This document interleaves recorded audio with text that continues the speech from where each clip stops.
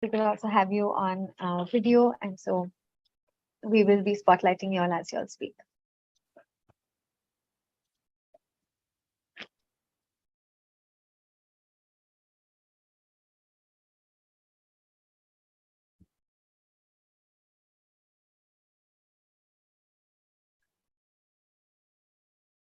And we begin.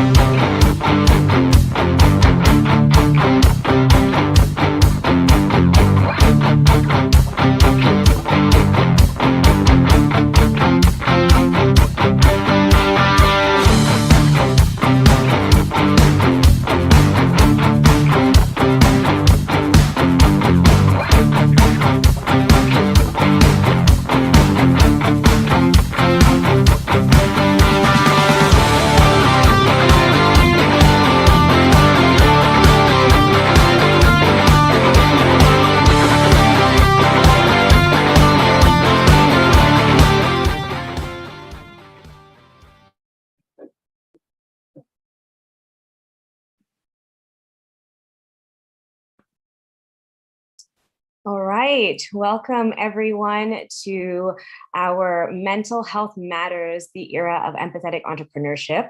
I'm really looking forward to hosting you with my co-facilitators today, Salima and Dylan, who you'll learn more about very soon. But we have an hour together, feel comfortable. This is about well-being, so we want to make sure that you feel able to be yourselves in today's meeting. And if there's anything, please feel free to reach out to us through the chat. But I'll get right into it. If I could have the first slide go up, or second slide, as I speak through, firstly, an introduction, and then take you through what the agenda will look like for today. All right, so my name is Safia Abji. I am a trauma-informed coach and a well-being consultant based in Nairobi, Kenya.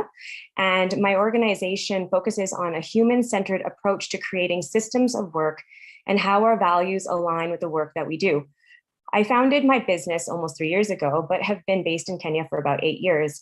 And although I was trained as a coach almost a decade ago, most of my coaching work was pro bono until I started my full-time practice. So during my time in Kenya, I worked for international NGOs, and after many years within the management consulting industry in Canada. While in the development sector, and some of you may resonate with this, I worked with many youth in the economic inclusion space, and I'm actually a longtime friend and advocate for the Sandkelp Summit, as I've worked very closely with a number of entrepreneurs across East Africa. What I recognized during this time was that there's a gap between creating jobs and opportunities for young people and their diverse realities at home. In development work, there's often little consideration of the impacts of cultural and personal challenges that can create barriers to employment.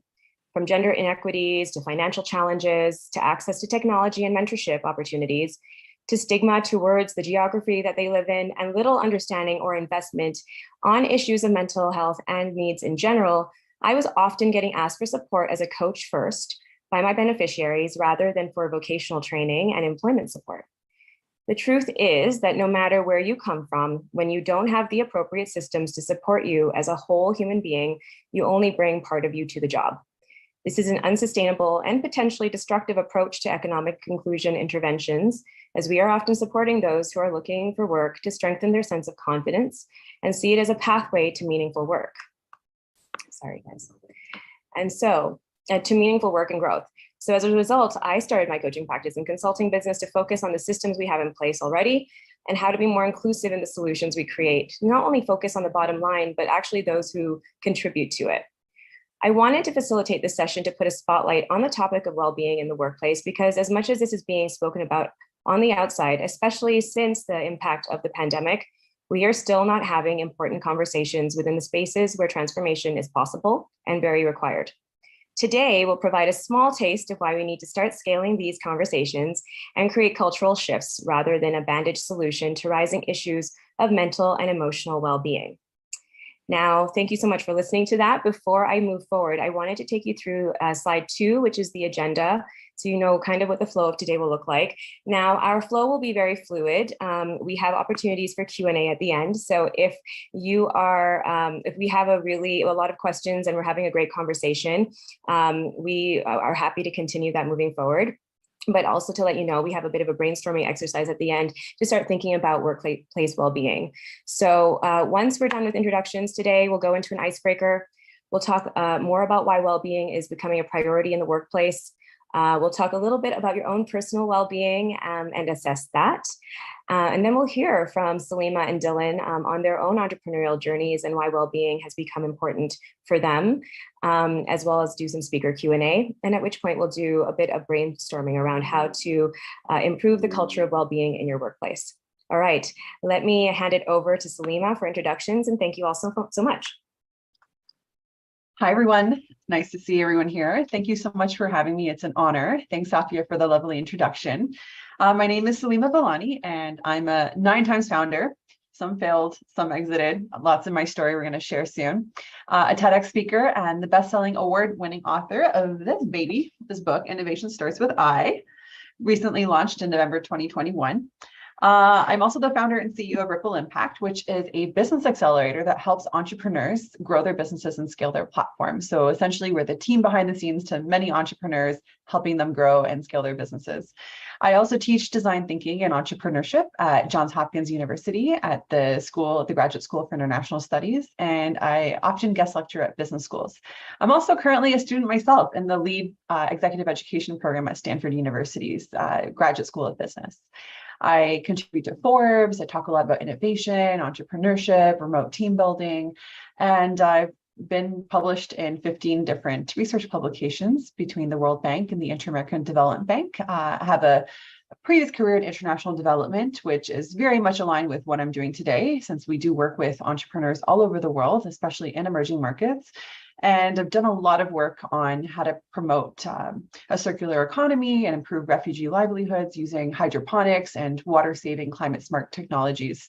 And I've done a lot with that in the MENA region, including insect farming, which is a new thing I've been up to. And why this session is important to me. So mental health has been a really important part of my own entrepreneurship journey, and it actually helped with the unleashing process, since a lot of us have to go through some sort of unleashing and coming out of the closet when it comes to, finding ourselves or becoming ourselves as entrepreneurs, these new versions of ourselves. And I really resonate with the James Clear quote, which is, entrepreneurship is a personal growth engine disguised as a business pursuit. There's a lot there. And I love the title of the session with empathetic entrepreneurship, since I have a quote in my book, and it says that empathy is the undervalued stock that enables those who have it to be more successful in many areas than those who lack it. So very relevant in today's times, especially as we're coming out of the pandemic, and very excited to be here. Thank you.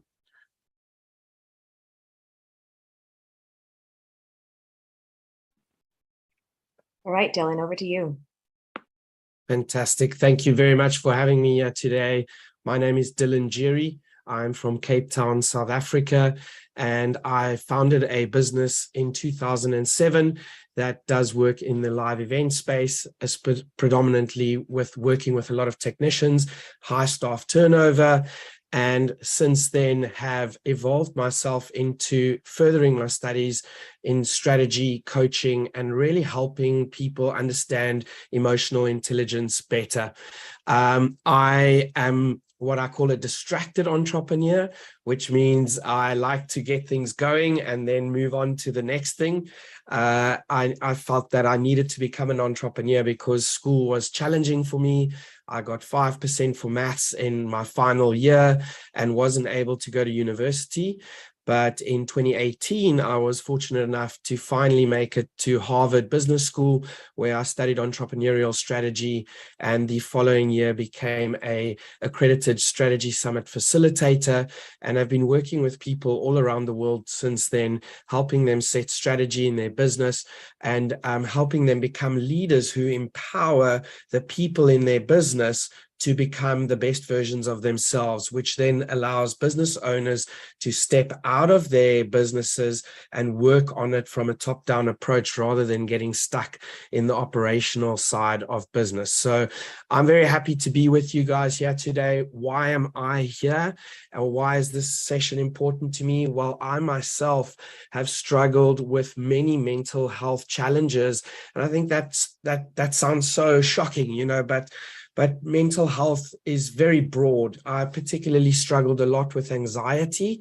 I had my DNA sequenced in 2019, and I have the IL-1RN gene, which makes you more susceptible to depression. And through a lot of self-work, I have learned to realize that being positive and having an upbeat mindset takes a lot of daily work and daily habits. And although my friends are always shocked when I tell them that, I have to do all this work to sort of make sure that I'm mentally in the right gear to face the world, they're like, that's so strange because you're always so positive and you always have such an upbeat mindset. And so I'm really hoping to share some of that and why it's important to you. I also am on a mission to live a life without fear. And that has really changed my life considerably, knowing that everything is going to be okay, no matter which direction it goes. So thank you for having me today. I look forward to engaging with all of you. Thank you so much, Salima and Dylan. So many questions I already have for you, and you're friends of mine. So thanks for that great intro. Dylan, I thought we could get started with the icebreaker. Are we ready to go? Absolutely. Yeah, absolutely. Thanks very much for allowing me this opportunity to do an icebreaker. For me, there's a couple of reasons to do this. I think we should all continue to develop our virtual event or virtual capabilities, everyone, it's become part of our daily lives. And even though in-person events are back in place, I think that virtual is here to stay. I think also that with a topic as deep as empathetic entrepreneurship, it's important for us to also get to know everyone in the room. So I want us to do an exercise together. And I really want to invite everyone to turn their cameras on right now. So don't worry, no one's going to have to say anything. No one's going to have to speak, but I really want to invite everyone to turn their cameras on. We can have everyone turn their cameras on. Hopefully we have some people turning their cameras on. There we go. Thank you, Elsie. And what we're going to do is I really just want we're a group of people that have never met each other. And I really want us to see if we can, in 2 or 3 minutes, get to have a more empathetic understanding and get to know people a little bit better through just a series of questions that I'm going to ask, and we're going to answer via our cameras. So I want you guys to pick up a piece of paper. It's always better if it's a colored piece of paper because it makes the screen look really beautiful.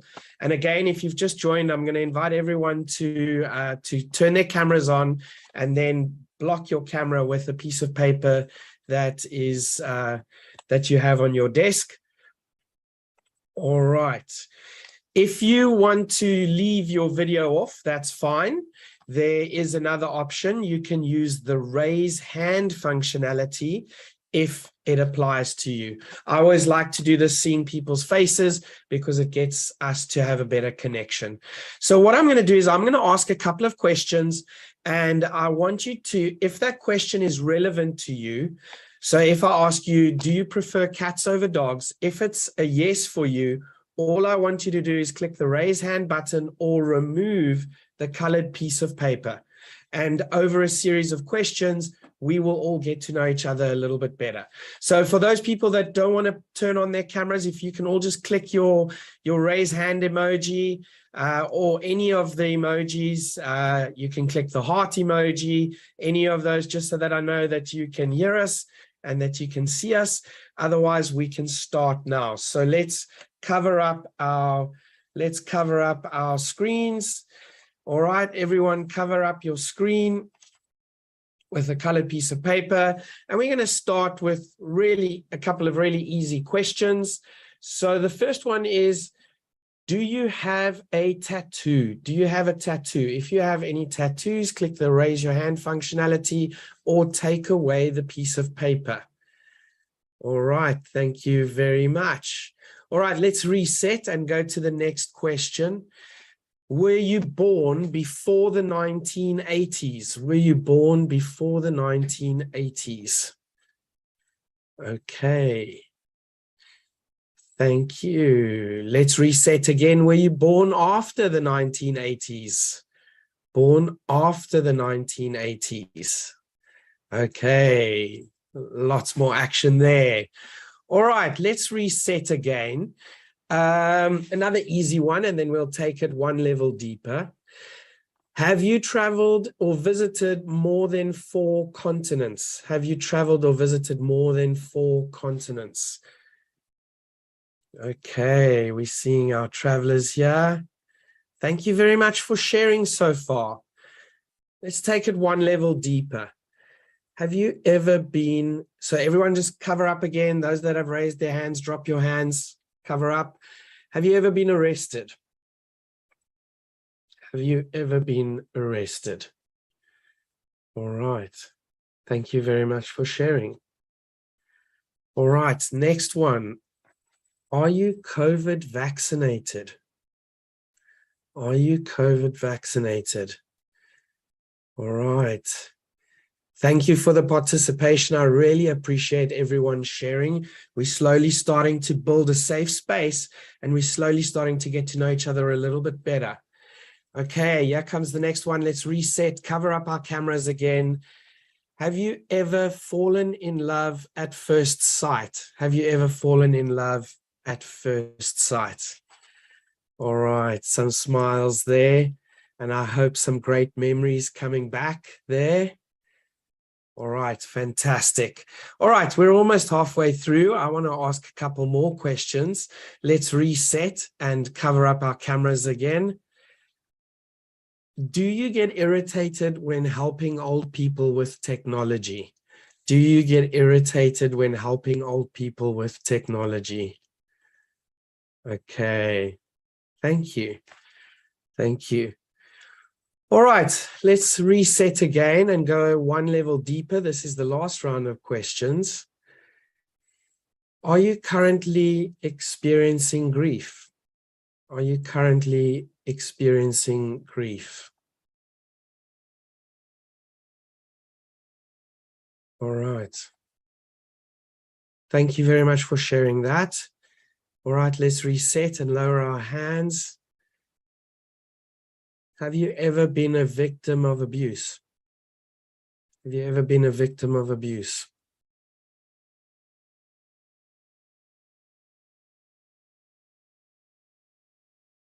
Thank you so much for sharing. All right, let's lower our hands again. Have you ever felt guilt as a spouse? Have you ever felt guilt as a spouse? Thank you. All right. And last question. Thank you so much for sharing. Let's reset. Are you curious to become a more aware person? Are you curious to become a more aware person? All right, well, that's fantastic. Thank you so much for sharing. And I hope that you've gotten to meet a couple of people, even though we haven't seen everyone's faces. I definitely have a better idea and I feel slightly more connected with everyone on this call. Safia, back to you. Wow.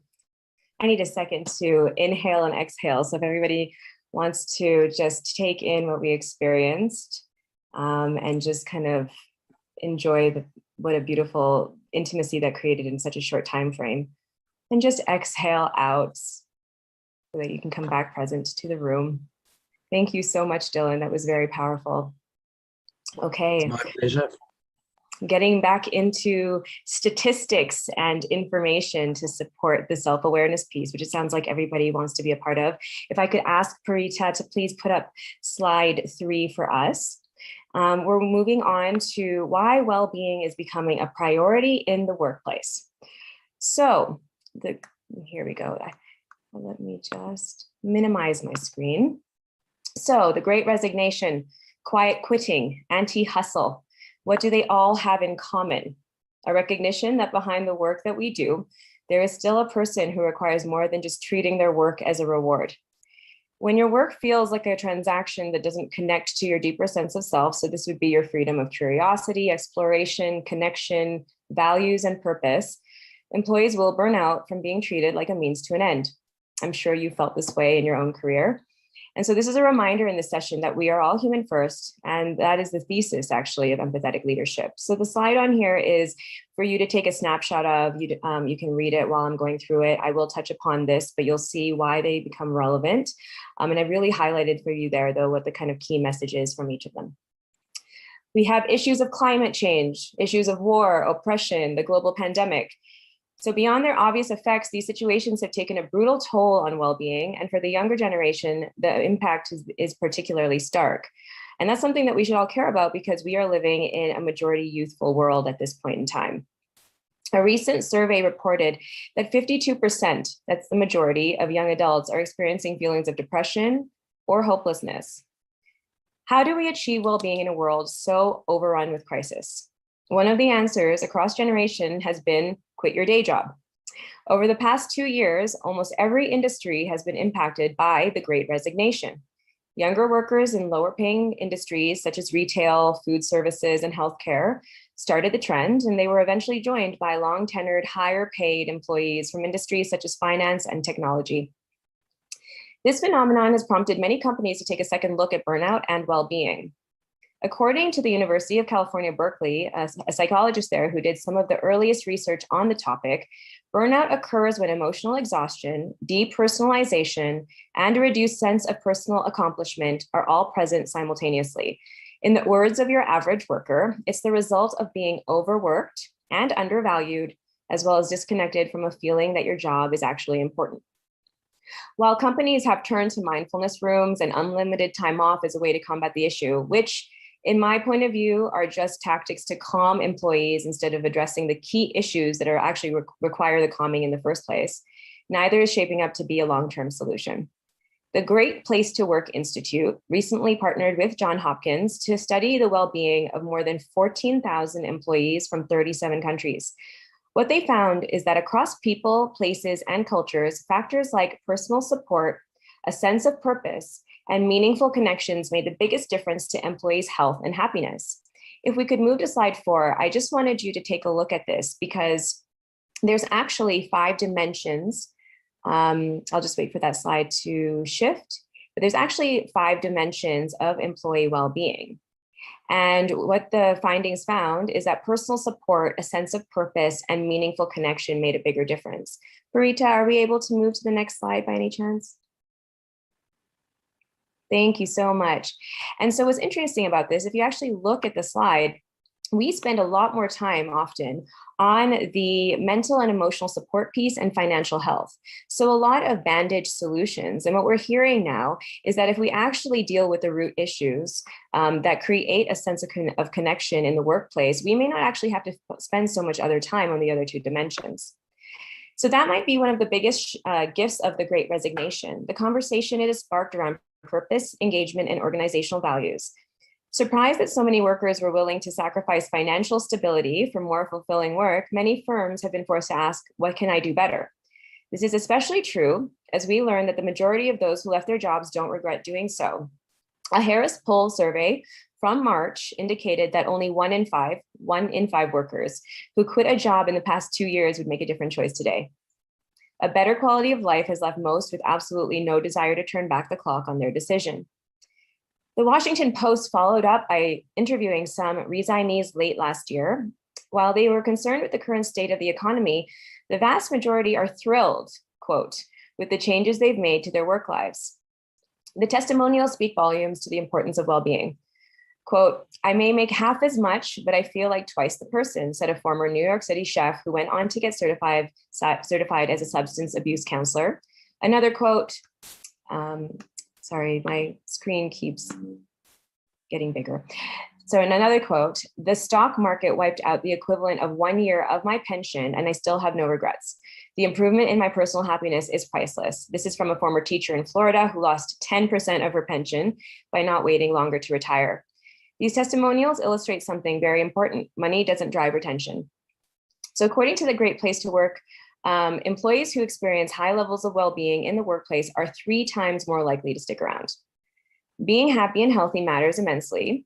And for companies that understand this, purpose remains the vital lever. After all, people who say they are living their purpose report levels of well-being 5 times higher. That's huge, 5 times higher than those who say that they aren't. Connect employees to the value of their work and the challenges they face might not seem so daunting. So personally, being a coach who supports emotional freedom and purpose in my own practice over the past 10 years, whether I am coaching a C-level executive or someone climbing in the professional chain, 100% of the time, and that is no joke or exaggeration, there is a recognition that when your work is not connected to a deeper sense of self, the rewards of superficial success create more temporary feelings of fulfillment and begin encouraging questions of whether we are living in ways that make us truly alive. And when we start thinking about whether we're truly alive and awake in what we're doing, that starts to create a transition and transformation most of the time. Often, our work is actually a coping mechanism to hide from hard emotions we haven't fully recognized and dealt with. So from a trauma-informed approach, and if anybody has any questions on what trauma-informed work means, it will become much more popular, I think, in our daily jargon as we move forward. But a little bit of insight into some of the things that I deal with. So we have something we call high-level and low-level coping mechanisms. Your low-level coping mechanisms look like your traditional struggles, not that they should be traditional, but struggles like escaping from our realities through addiction to alcohol, to drugs. But high-level coping can look like addiction to work. It can look like addiction to accolades, to getting degrees, to going to the gym. These are things that our society still rewards, but they're still coping. So the pandemic has forced us to take a deeper look at our lives and how we are living them in ways that weren't sustainable to our long-term fulfillment, and with more recognition of how current employment systems aren't set up to address the emotional and personal freedoms we desire. The systems are now being forced to change. We need to start approaching ourselves, our teams, and our clients from a perspective of how they best contribute to the systems of our organization and reward them in ways that are meaningful. This includes viewing whole organizations built by whole humans and not just the roles that they play, especially when they spend the majority of their time thinking about completing and being at work. Okay, there was a lot in there. And there is a slide up right now. Those are the 3 dimensions that were the most significant to employee well-being. But what we're going to do now is move on to prioritizing our personal well-being. And we will be using the slide to help us with one of the polling questions. So hopefully we can keep it up there. But Parita, I would like us to launch our first polling question. So I hope everybody knows firstly that this is an anonymous, the answers are anonymous. But they are about you. So get comfortable. And your first question is, on a scale of 1 to 5, how would you rate your overall satisfaction with your mental and emotional health? So your personal well-being. 1 equals extremely unsatisfied and 5 equals extremely satisfied. Please answer now.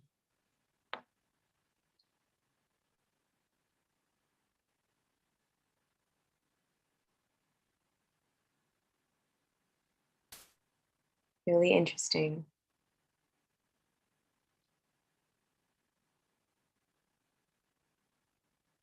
So there's 22 of us in the room. If hopefully all 22 of us can vote, we can get a real good feel of who's in the room and how everyone's feeling. How do you feel about your mental and emotional health at this moment in time?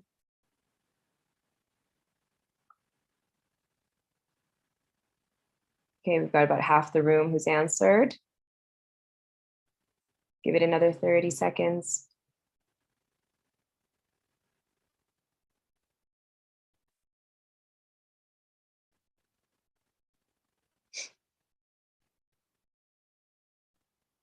All right.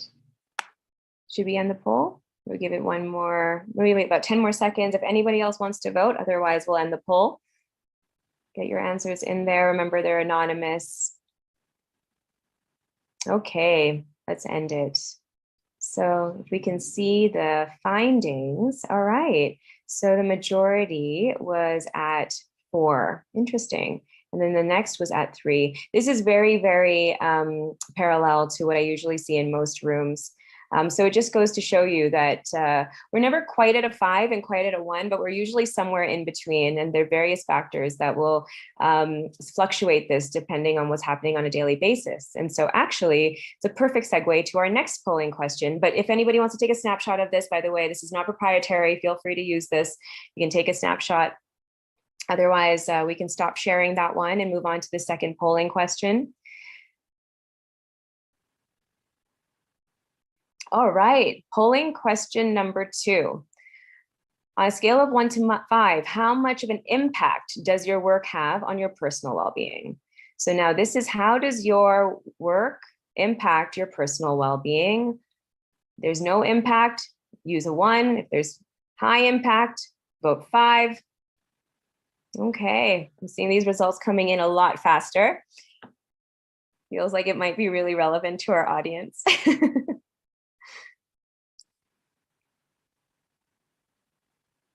We have about 60% have voted. All right, so how is your work taking a toll on your personal well-being? High impact is a 5.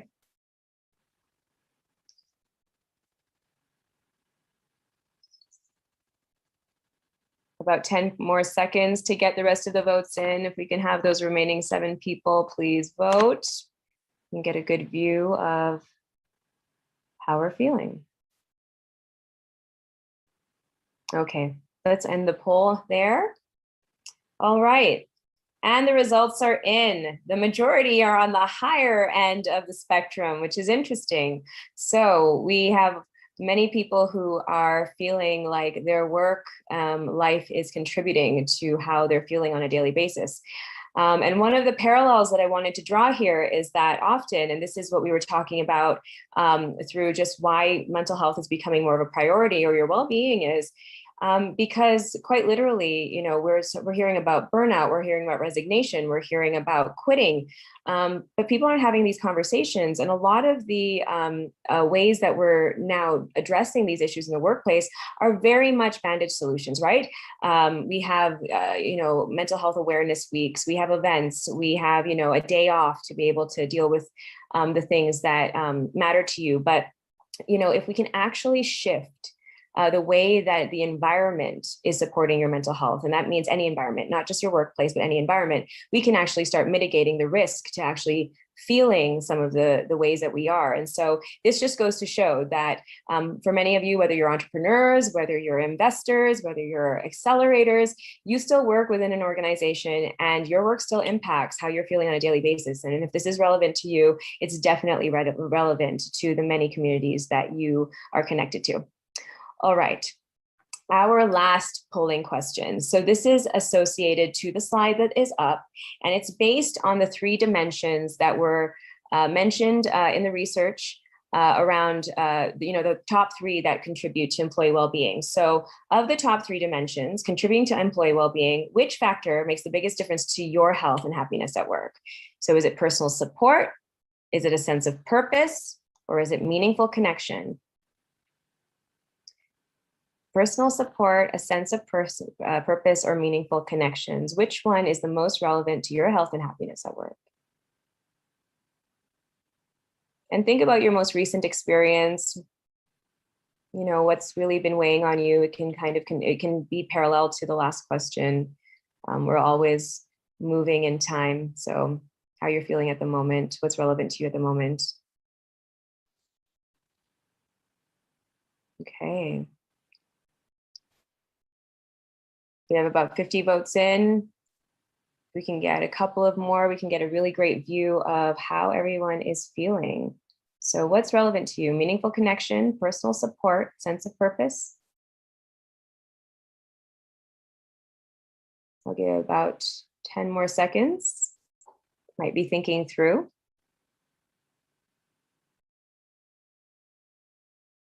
Okay, we can end the poll there. All right, and so not surprising, I assumed this is what the answers would look like, a sense of purpose. We are in an entrepreneurship forum. Most of you are likely doing something you truly care about or are passionate about, so sense of purpose definitely aligns with that.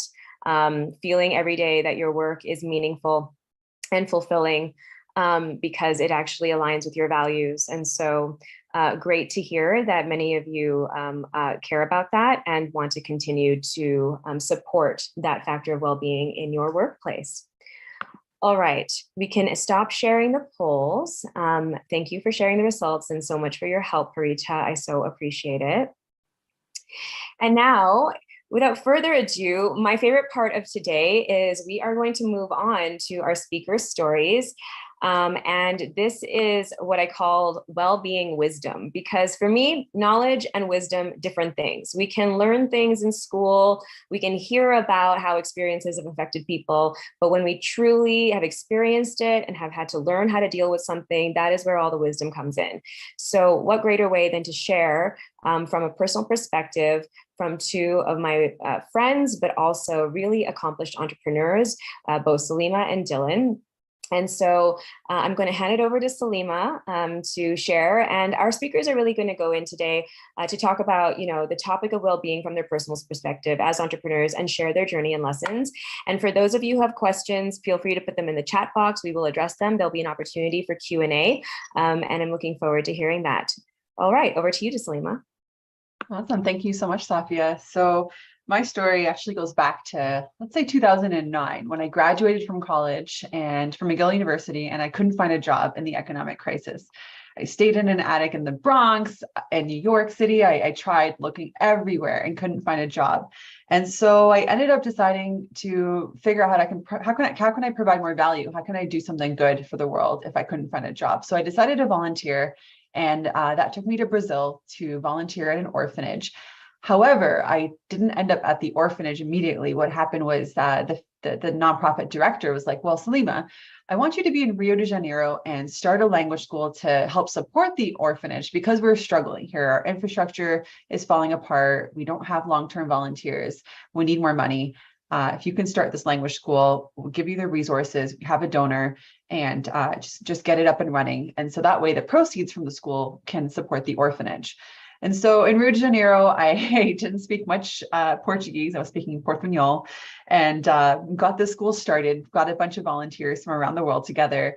Didn't know what I was doing at age 21, but managed to make it happen. And we were teaching all these different languages, as volunteers, and realized that our business model was failing because that wasn't the best strategy. We would have classes that sometimes only had one person or people weren't showing up. Then we pivoted, which is such an important process, and mental health is really, really key in that pivoting process as an entrepreneur. It's tough to accept that we were failing, but that also means that challenge is an opportunity for reinvention. We ended up focusing on what we were good at, where we did have traction was, Portuguese for foreigners. We had the foreign students that were really, really interested in learning Portuguese and also supporting the orphanage. And that's when our business model shifted and took off. And we were able to start academic credit programs, homestays, extracurricular activities, all kinds of partnerships with Lonely Planet, et cetera. And the school became the top rated school in Rio de Janeiro, still exists today, became a for-profit actually from a nonprofit, and has a whole community. And that was a defining experience that really set the foundation for entrepreneurship in the very early stages of my career. I then ended up moving to Italy from Brazil. Love story there, it's in my book, but I ended up living in the south of Italy in a town called Reggio di Calabria, which is right across from Sicily. There was the mafia, there were bombs. It was a kind of crazy place to live, but no jobs. Again, 2009, I was now, turning 22 and just couldn't find a job. I tried cooking Italian food, but they didn't eat Caesar salad and fettuccine Alfredo there.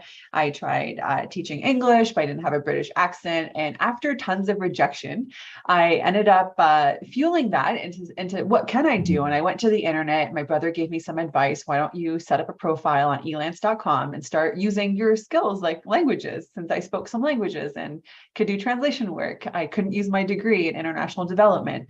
And I ended up starting it, turned into from a freelance translation, small gigs here and there, turned into a 6-figure translation business within just a few months to help businesses go global and help them translate their websites. We could work in HTML.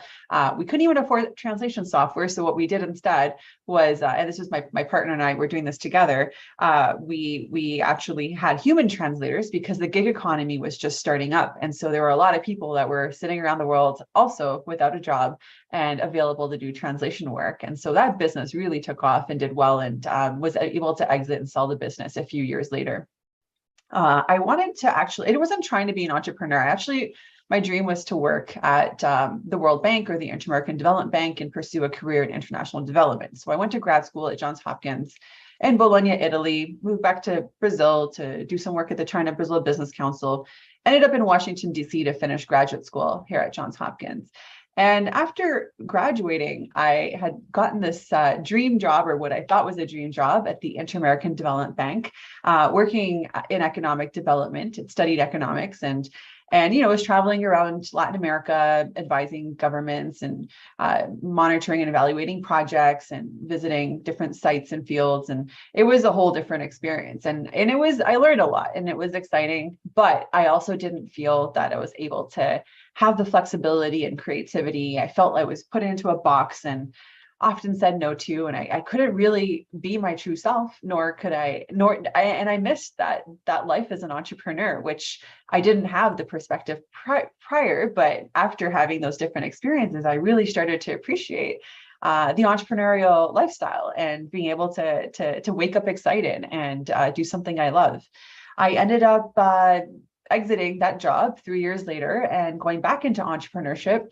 And through actually storytelling and telling, I was very embarrassed about my translation business because it wasn't really anything that my colleagues or my classmates really understood or did. And I was embarrassed. It was really just myself telling a story in my head, which I also learned about through my therapist, that, sometimes we tell stories in our heads that aren't really true. And as an entrepreneur, it's so important to be vulnerable and share. And it was actually when I started sharing my story that a lot of opportunities started coming to me. And that's when I landed a job, a side hustle with Elance after telling my story and success with the translation business.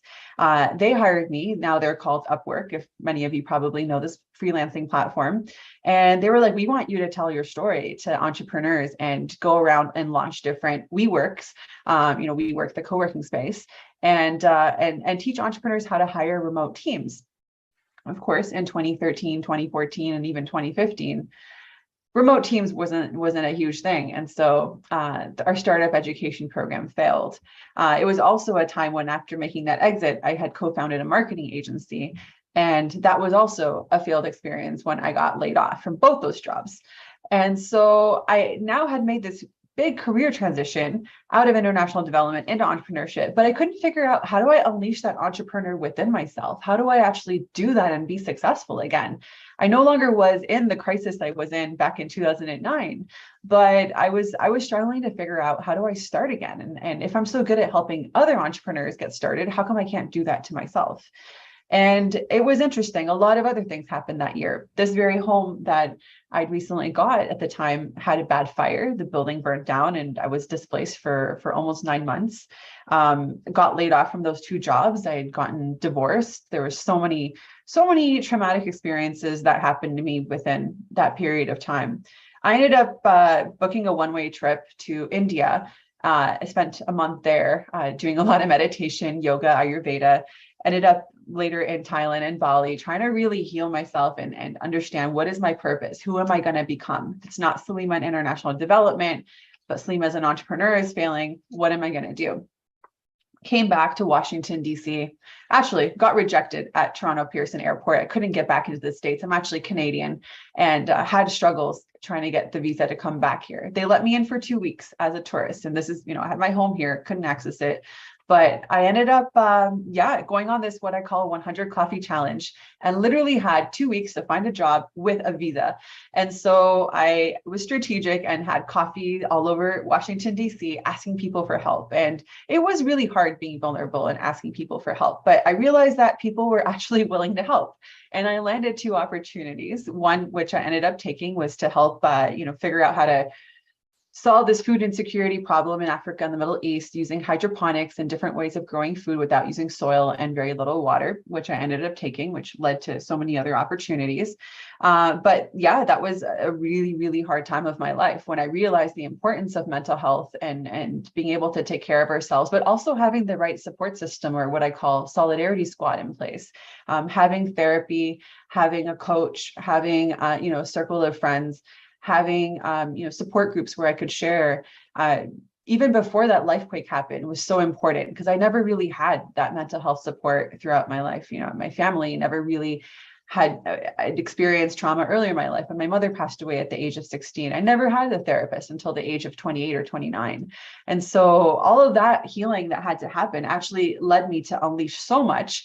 When I came back and was able to do that work in hydroponics, I ended up, going into design thinking and innovation and starting another company. And a few years later was able to really identify, well, my dream is to help entrepreneurs. I want to help 10 million entrepreneurs succeed and grow their businesses. For a while, I was in that healing journey of 3 to 4 years, and personal development it takes a while. It's not something you can just hire a coach, a therapist, and then get healed within a couple months. It really takes a lot of self-awareness and deep work and a lot of really deep healing. And it's not just fixing or patching. It's a lot of rewiring or revisiting our lives and telling our stories in a different way. And I ended up, realizing during the pandemic, another crisis happened. I was able to navigate this one a lot better, and went back to, well, if I did this in 2009, I can also do this in 2020, and accepted that my previous business was failing, which can be really hard knowing when to let go. Seth Godin has a great book on that called The Dip. And I realized it was time to let go of my previous business and start my current business, Ripple Impact, where I was like, well, there must be a way to help entrepreneurs and monetize it and be successful.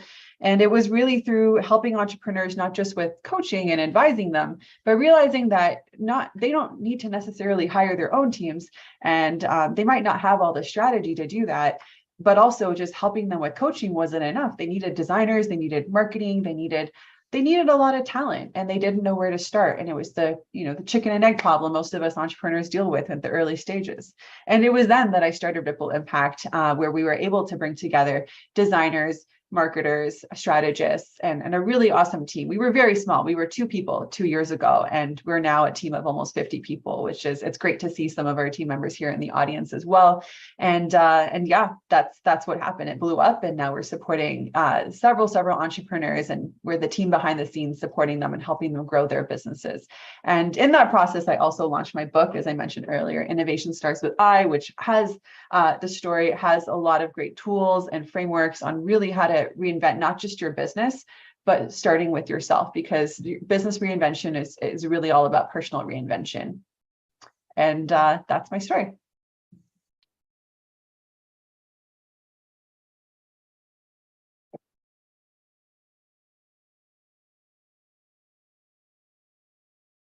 All right, Safia, you happy for me to go?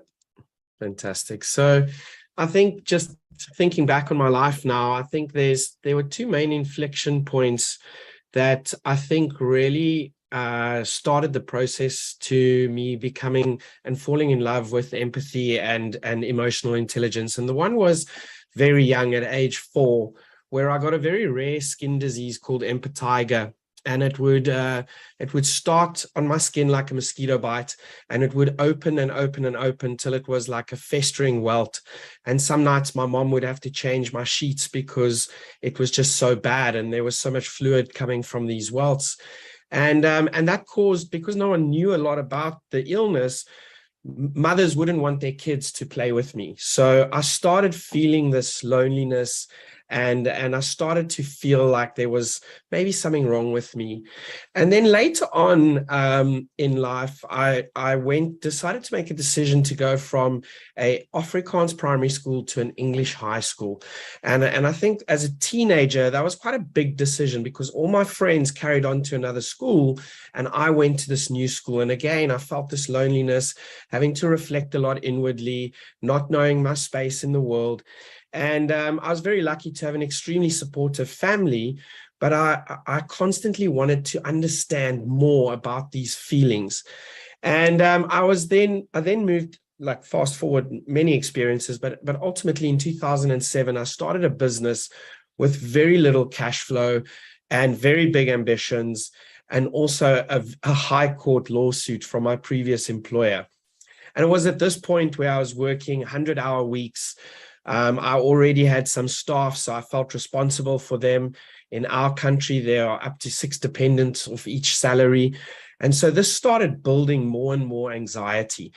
And I really was reflecting again, but trying to understand where was all this going, because the only thing I could do to solve the court case was make more sales and work harder. And so that led to a lot of anxiety. It led to definitely pre-burnout scenarios. And then I joined the Entrepreneurs Organization in 2012, and that really changed my life, because for the first time, it brought together the sense that you are not a work person, you are not a social person, you are not a family person, you're all of these people in one. And how do you take care of this person as one? And how do you also see how you impact others through what you do? And sort of through this process of sharing experiences with other entrepreneurs, I started to realize that people are not inherently bad. People are inherently looking after themselves first, and sometimes we become collateral damage because of that. And so my curiosity around understanding people more and more became bigger and bigger and bigger. And I then started to realize in my business, if I really wanted to make it work, I really needed to empower people. And I needed to empower them not just to realize their growth potential in the business, but to realize their growth potential in their entire life. And in an industry where we have massively high staff turnover, we were able to build a culture that really sort of cared for each other and cared for the person within the company, and try to understand how that person thinks, feels, and acts and shows up in the world, and what is their route to success. You know, we were all bound by a great vision and mission and values, but each of us, I started realizing, had a different way to getting there. And so my studies continued as well. I started studying the Enneagram. I became a team dynamics expert through my own healing process. I started to learn a lot about breath work, about mindfulness, about journaling, and I started passing that on to my staff and seeing how much growth they would get from that. And that really helped define my purpose in many of the other businesses that I've since started up, to live my purpose, which is I'm the breath that connects humans to leap into their highest self. And when I get that right in the companies that I create or that I work with, then operationally the business starts operating on such a high level that I can then focus on culture and strategy, which have become my passions. And so it's just, you know, Sadhguru has this amazing bit of wisdom where he says, you've got 2 choices in life. You can either be wounded, or you can learn from those wounds and become wise. And so my number one value in life is curiosity, and just to keep meeting people and keep impacting people's lives in a way where I can help them transition from their wounds to wisdom and then unlocking their potential in life. That's a quick summary of my story. Wow. I feel like in 1 hour, we've covered so much, but it's just such valuable information. Firstly, Salima, thank you so much for taking me on a journey of your exploration into where you started to where you are now. I haven't gone on the journey with you before, so that was really insightful. And Dylan, firstly, I love Sadhguru, so I love that we definitely resonate on the same philosophies. But also, the both of you were so vulnerable. And what I really heard come out of your stories is the fact that so much of your personal experience as a human being, the things that you go through, the things that you don't have control over, are also the parts that made you the successful entrepreneurs that you are today. If it wasn't without those trials and tribulations as a being, not just an entrepreneur, you actually wouldn't be the successful, like the high impact entrepreneurs that you are. So, thank you for bringing all of yourself to the conversation today.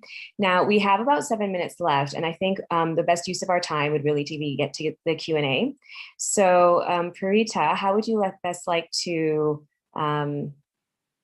support? I can read out the questions for you all.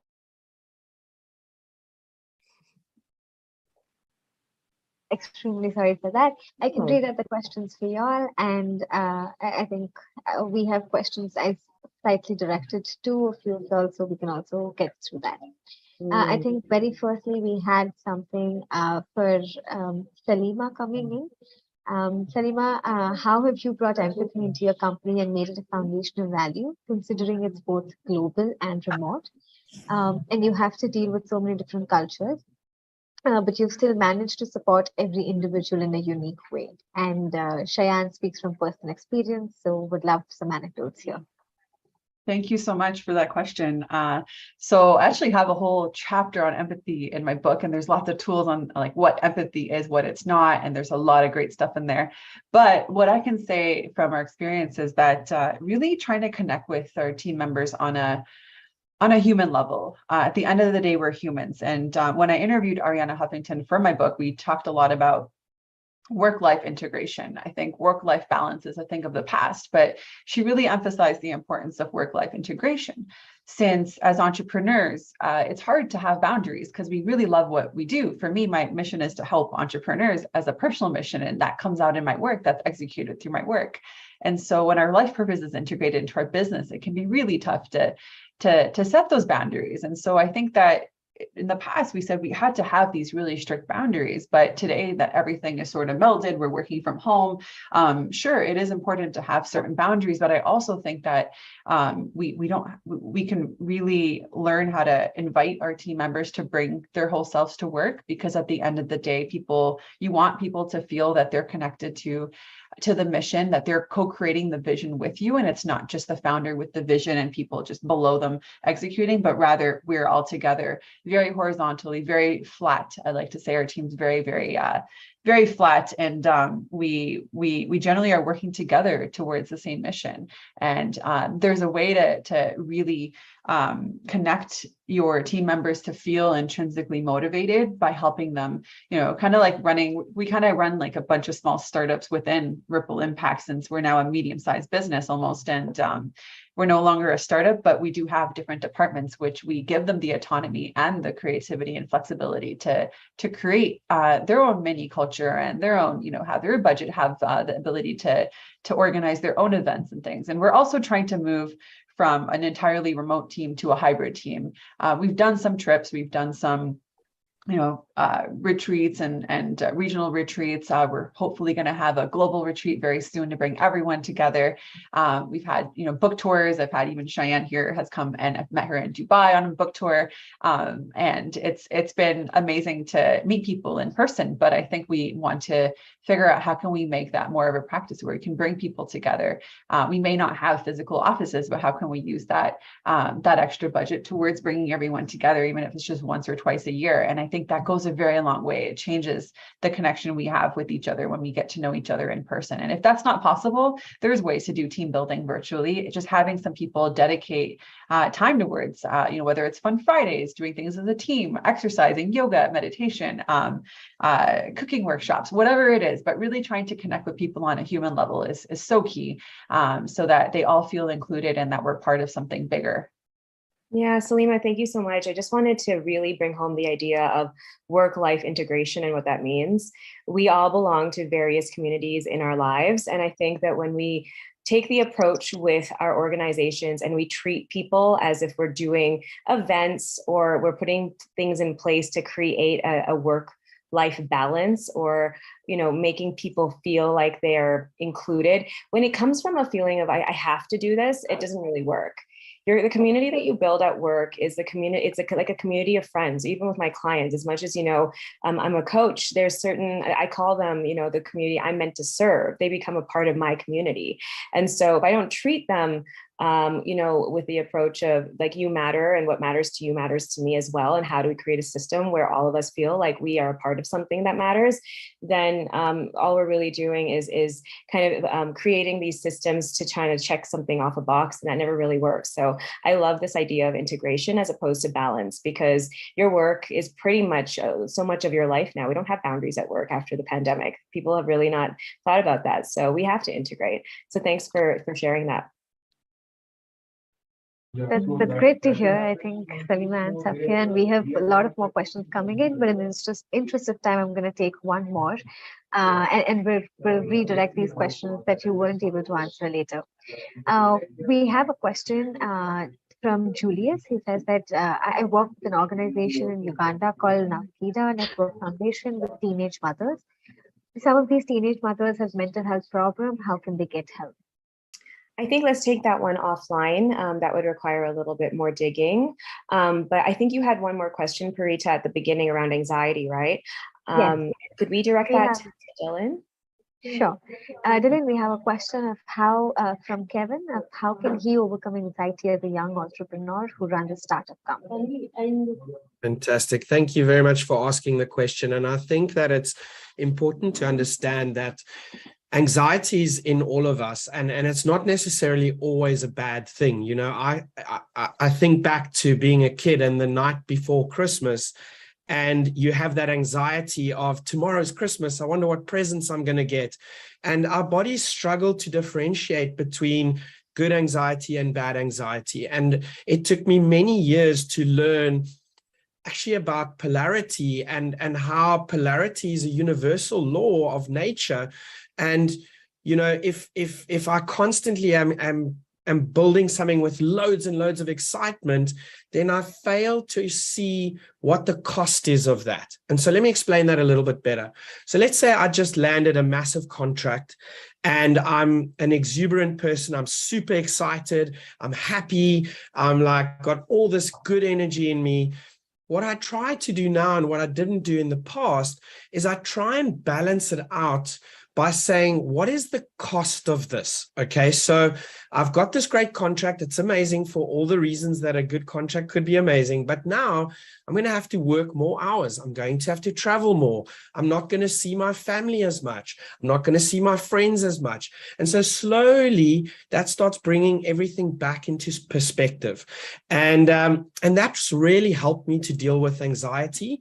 The other thing that's also helped me is Alan Watts has a philosophy that says, as humans, we have no real understanding that whether a decision we make today is going to be good or bad for us in the future, and whether a result is going to be good or bad for us in the future. So once I started learning that, and I learned to remove fear from decisions, you can really actually almost roll a dice.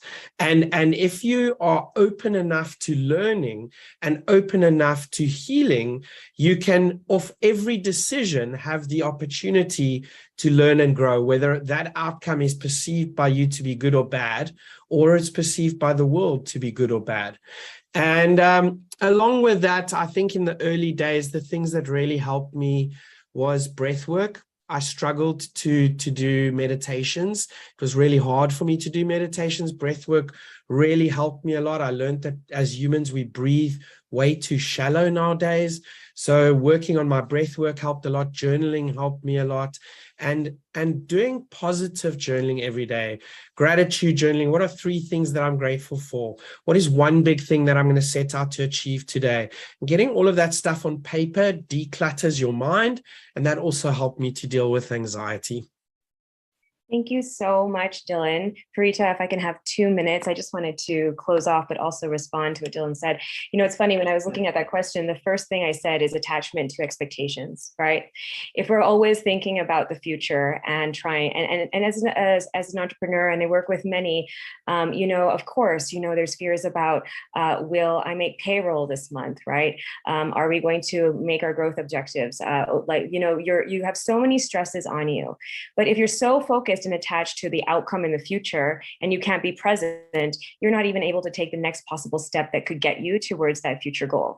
And so often what I say to clients is the only thing you have control over is the next step that you take in the direction of that. And if you can find a way to be present in that, and you will always flow forward in the way that you're meant to. And honestly, every single entrepreneur you ever speak to, there is always going to be a story where things felt like they were falling apart. But often it's in things falling apart that we actually rebuilt and actually found a way that was better than we even thought. We think we're geniuses sometimes and we have all the solutions, and often solutions find us in the hardest of times. So thank you for sharing that. I also want people to be aware there's a lot of science around how your emotions are stuck in your body. And so the idea behind breath work, right?